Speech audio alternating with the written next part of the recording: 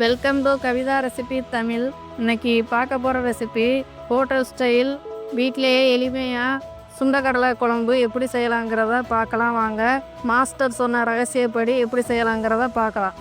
First இந்த recipe செய்ய மூக்கடலையை நீங்கள் ஊற வச்சிடணும். முதல் நாளே இப்போ நைட்டில் ஊற வச்சு காலையில் செய்கிறதுனா நீங்கள் நைட்டில் ஊற வச்சுருங்க.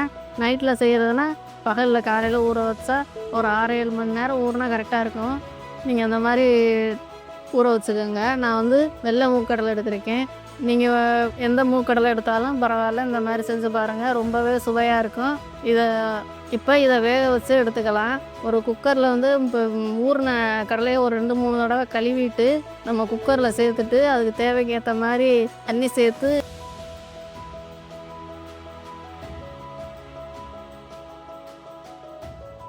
இது கூட பெருங்காயம், கட்டி பெருங்காயம் எடுத்திருக்கேன்.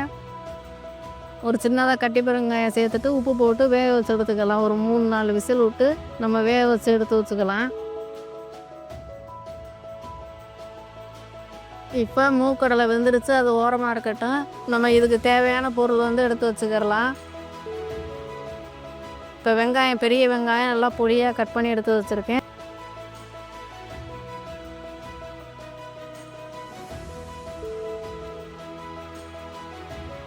இந்த பச்சை மிளகா,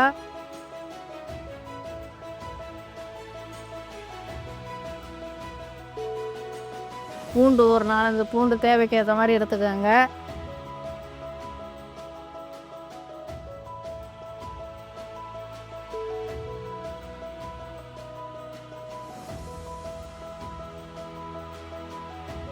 தக்காளி, ஒரு பெரிய தக்காளி கட் பண்ணி எடுத்து வச்சுருக்கேன்.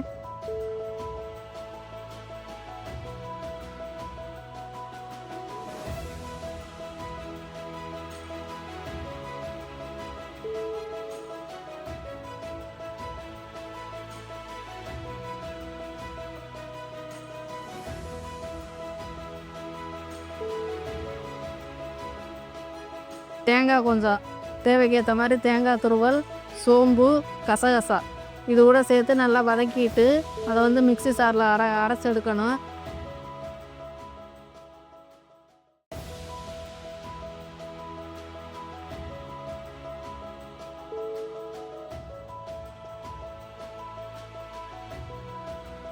இது கூட தேங்காய் துருவல் சேர்த்ததுக்கு பின்னாடி ஒரு ஸ்பூன் மிளகாத்தூள் சேர்த்துக்கோங்க.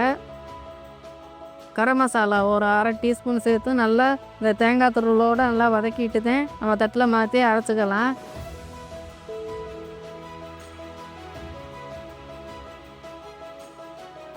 குழம்புத்தூள் ஒரு ஸ்பூன் சேர்த்துருக்கேன்.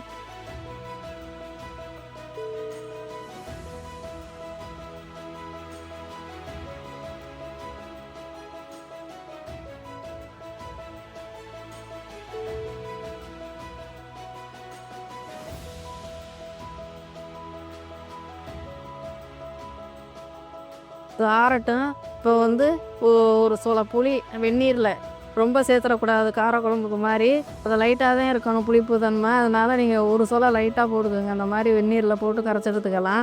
இப்போ இங்கிட்ட புளி ஊறட்டும். இதை ஆறுனதுக்கு பின்னாடி மிக்ஸி ஜாரில் அரைச்சி எடுத்துக்கலாம்.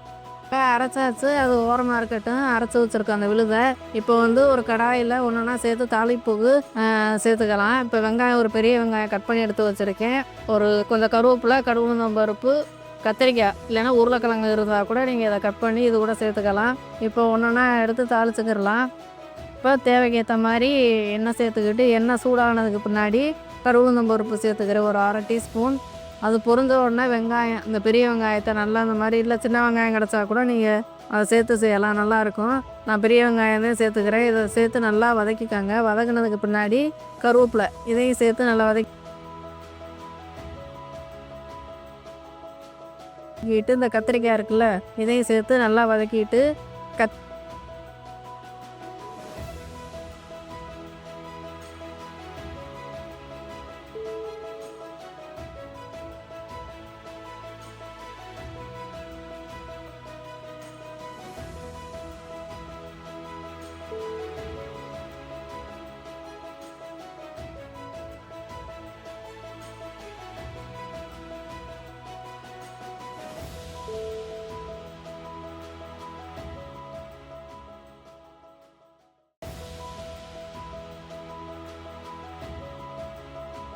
கத்திரிக்காய் வதங்குறதுக்கு கொஞ்சம் உப்பு கொஞ்சமாக சேர்த்து இதை வதக்கிட்டு சுண்டல் வந்து நம்ம ஊற வச்சுருக்கோம்ல அதை தண்ணியோடு அப்படியே சேர்த்துக்கோங்க.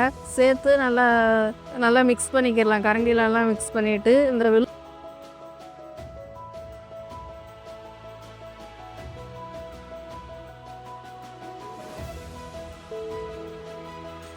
இது அரைச்சி வச்சுருக்கோம் பார்த்தீங்களா, அதை எடுத்து இது கூட சேர்த்துக்கிடலாம்.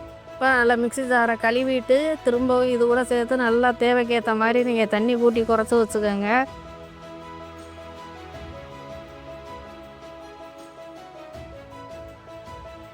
இப்போ வந்து தண்ணி இது கூட சேர்த்து மிக்ஸ் பண்ணி நல்லா கலந்துக்கோங்க. இதை நல்லா மூடி போட்டு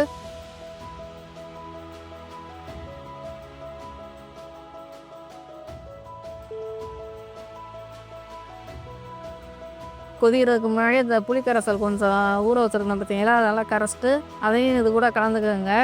கலந்து நல்லா தேவைக்கு ஏற்ற மாதிரி உப்பு செக் பண்ணிவிட்டு திரும்ப உப்பு சேர்த்துக்கோங்க இடையில.